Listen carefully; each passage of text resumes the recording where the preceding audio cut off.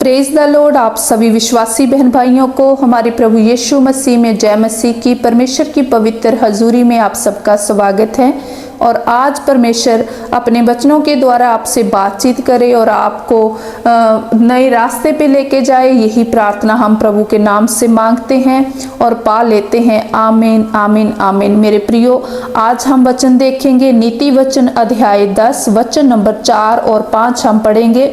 लिखा है, जो काम में ढिलाई करता है वह निर्धन हो जाता है, परंतु कामकाजी लोग अपने हाथों के द्वारा धनी होते हैं। हालेलुया।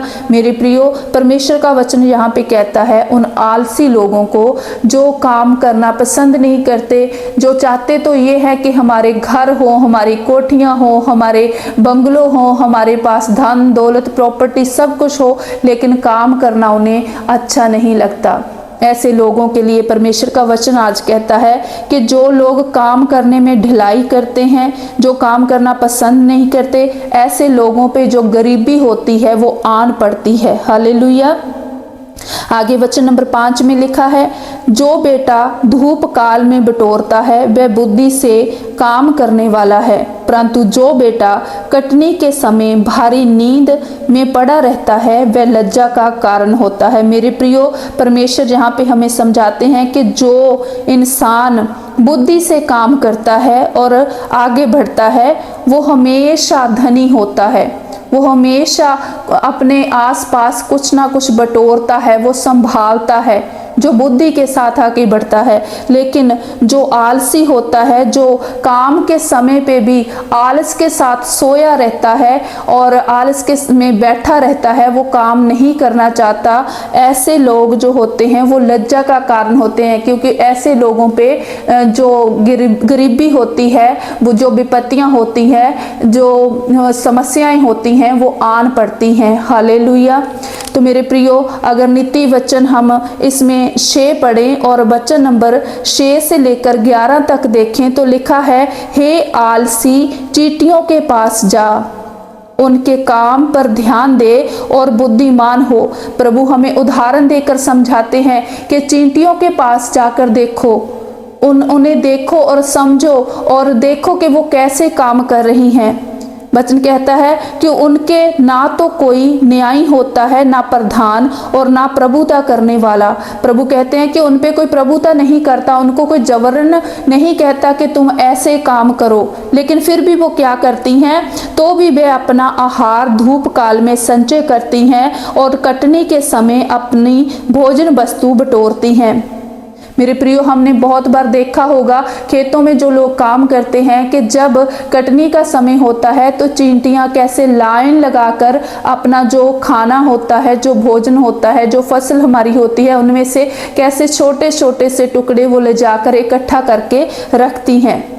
इसीलिए प्रभु कहते हैं कि उनको देखो, उन्हें समझ है इस बात की कि आज हमारे पास ये समय है कि हम इसे इकट्ठा करके संभाल सकें और जो जब हमारे पास भोजन ना हो तो हम इसे खा सकें और जीवित रह पाएं। मेरे प्रियो, परमेश्वर का वचन कहता है कि चींटियों से हमें सीखना चाहिए।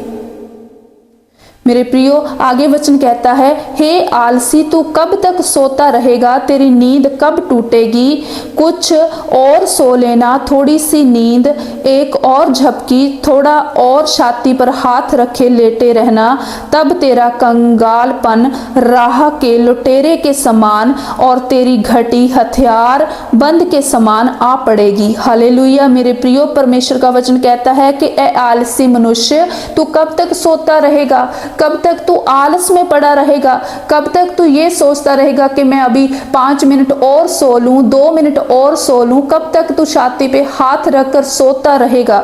अगर तू ऐसा ही करता रहेगा तो तेरा जो कंगालपन है वो तेरे ऊपर आन पड़ेगा।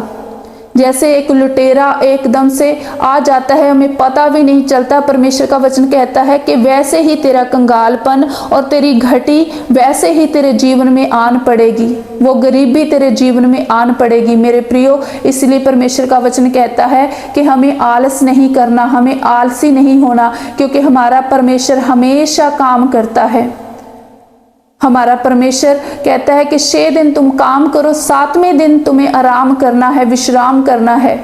मेरे प्रियो, इसीलिए हमें पूरे मन से अपना काम करना चाहिए, क्योंकि परमेश्वर हमारे हाथों से किए हुए काम में ही बरकत देता है। मेरे प्रियो, अगर हम खुद कुछ भी नहीं करेंगे और परमेश्वर से मांगते रहेंगे तो परमेश्वर देखता है कि ये इंसान तो आलसी है, ये खुद कुछ नहीं करना चाहता, तो इसके लिए मैं क्या करूं।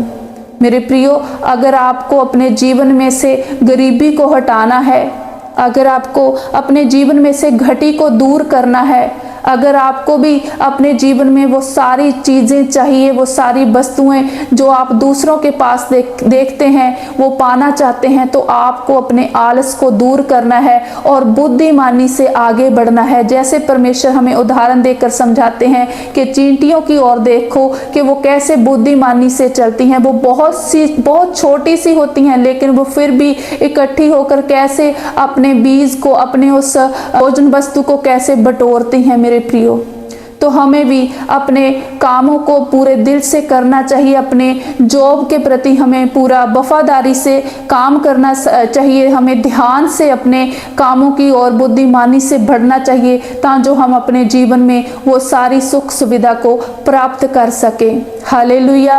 तो मेरे प्रियो, ये वचन मैं आपके साथ शेयर करती हुई आपका धन्यवाद करती हूँ। परमेश्वर आपको ब्लेस करे और आपके जीवन में से हर समस्या, हर घटी को, हर कंगालपन को परमेश्वर दूर करे और आपको हिम्मत और साहस दे, ताकि आप अपने जीवन में आगे बढ़ पाओ। हालेलुया। ये प्रार्थना हम प्रभु यीशु के नाम से मांगते हैं और पा लेते हैं। आमीन, आमीन, आमीन। आप सबको जय मसीह की।